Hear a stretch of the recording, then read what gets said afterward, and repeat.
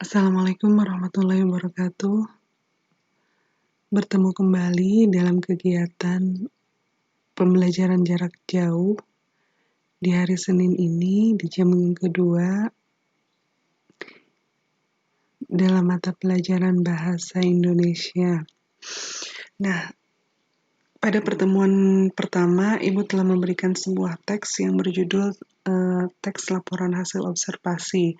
Alhamdulillah, pada pertemuan kali ini Ibu akan menjelaskan. Kalau kemarin hanya sekedar bacaan saja, insya Allah di pertemuan yang kedua ini akan dijelaskan lebih mendetail lagi. Teks laporan hasil observasi.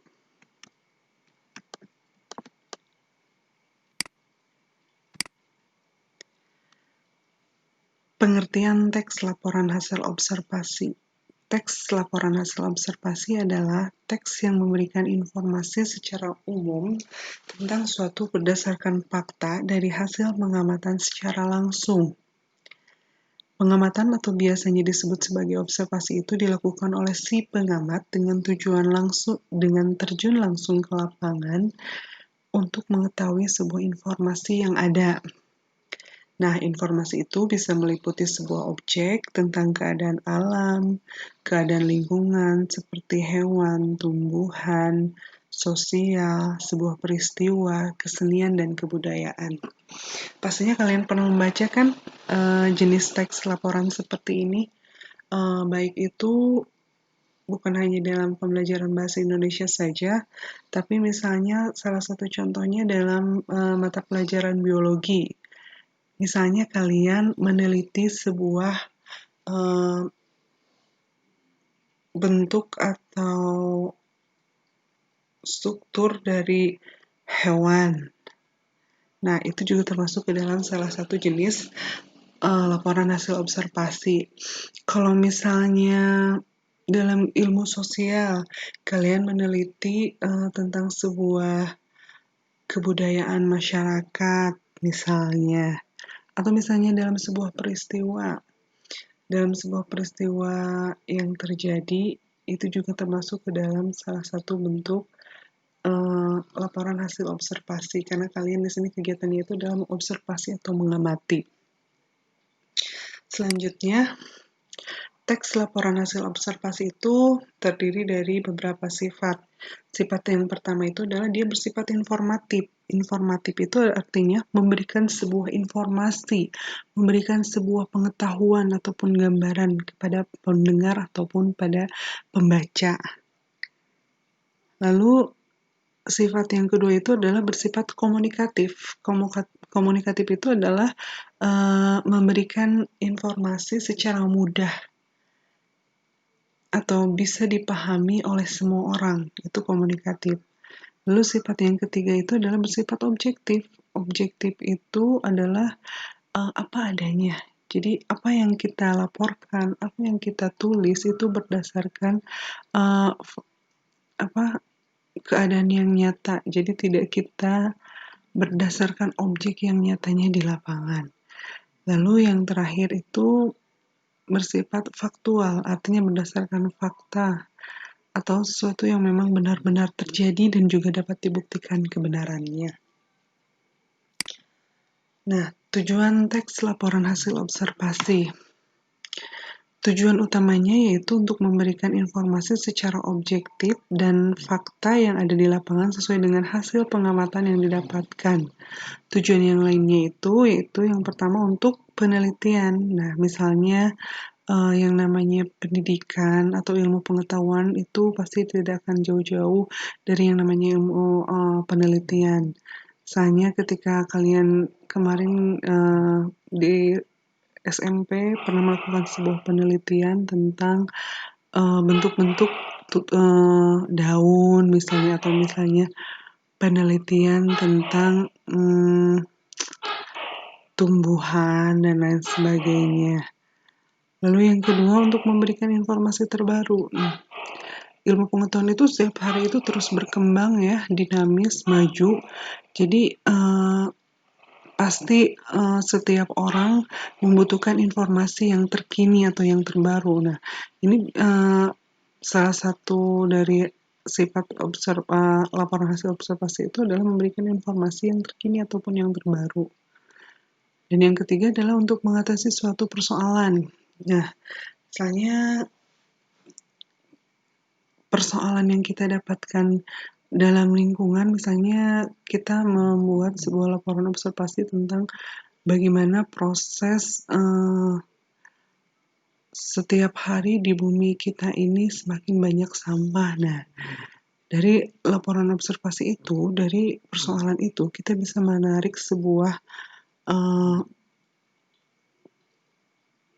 solusi supaya bumi ini tertolong, sehingga sampah itu tidak semakin terus membesar atau ada titik temunya atau ada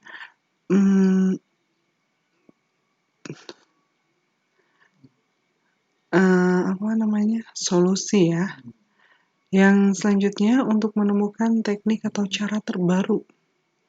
Iya, apalagi dalam ilmu-ilmu pendidikan ya, ilmu-ilmu baik itu dalam bidang misalnya, Ibu ambil salah satu contoh dalam ilmu kedokteran. Untuk menemukan teknik atau cara baru itu seperti yang tadi, karena semakin dinamisnya ilmu pengetahuan, sehingga ditemukanlah beberapa penemuan terbaru yang semakin hari itu justru semakin canggih, tidak kuno lagi. Lalu yang selanjutnya untuk mengambil keputusan yang lebih efektif. Misalnya kalau dalam dunia pendidikan S1 ya, salah satunya ketika menulis sebuah skripsi, lalu di situ disebut dengan penilaian tindakan kelas, maka di sini agar mengatasi sebuah masalah yang kita temukan dalam setiap kelas, ada cara-cara yang lebih efektif untuk menyelesaikan masalah tersebut. Yang selanjutnya untuk melakukan pengawasan ataupun perbaikan. Jadi teks laporan observasi ini juga bisa memberikan suatu perbaikan dari misalnya setiap kejadian yang dilakukan bisa dilakukan perbaikan-perbaikan. Jadi tidak monoton, semuanya bisa diperbaiki. Lalu yang selanjutnya untuk mengetahui perkembangan suatu permasalahan.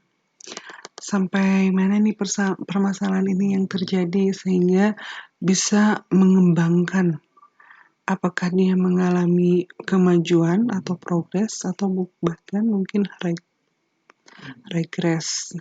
Dan yang terakhir fungsi teks laporan hasil observasi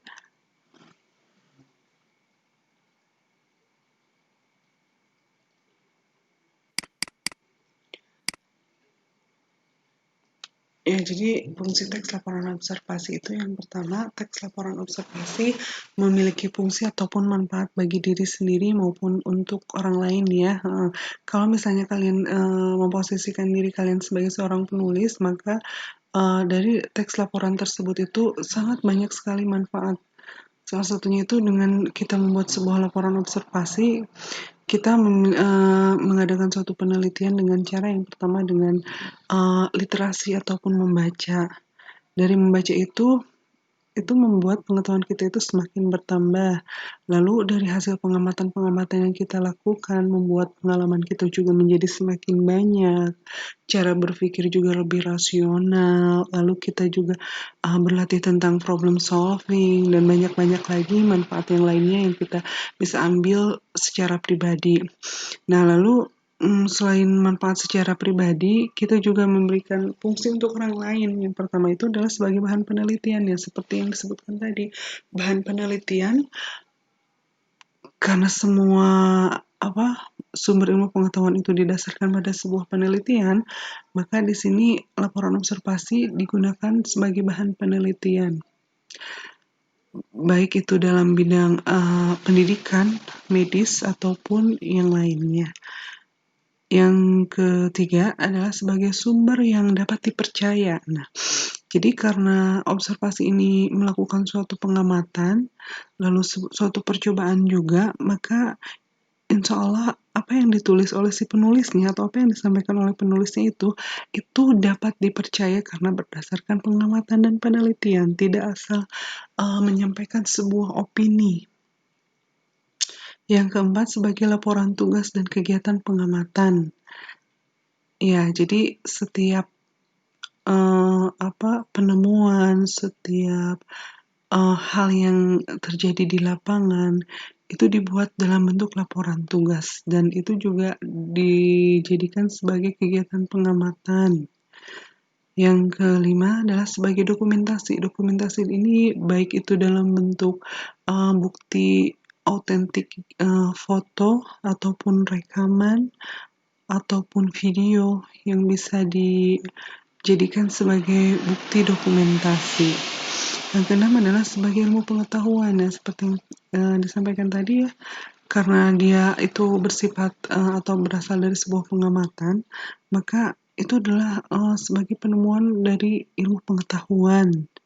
Dan yang terakhir, menjelaskan dasar penyusunan kebijaksanaan, keputusan, atau pemecahan masalah dalam pengamatan. Nah, jadi berdasarkan laporan observasi seseorang, sehingga itu bisa menyusun sebuah kebijaksanaan baru atau keputusan baru atau pemecahan masalah dalam pengamatan tersebut. Jadi ada hal yang bisa menjadi solusi dari sebuah masalah berdasarkan hasil observasi tersebut. Nah, bagaimana anak-anak? Apakah sejauh ini baik dari segi pengertian, lalu tujuan, lalu ciri dari sebuah laporan hasil observasi semoga bisa dipahami ya. Kalau misalnya ada hal yang ingin ditanyakan, silakan ditanyakan melalui atau via WhatsApp. Mungkin itu saja yang bisa Ibu sampaikan pada kesempatan kali ini. Wassalamualaikum warahmatullahi wabarakatuh.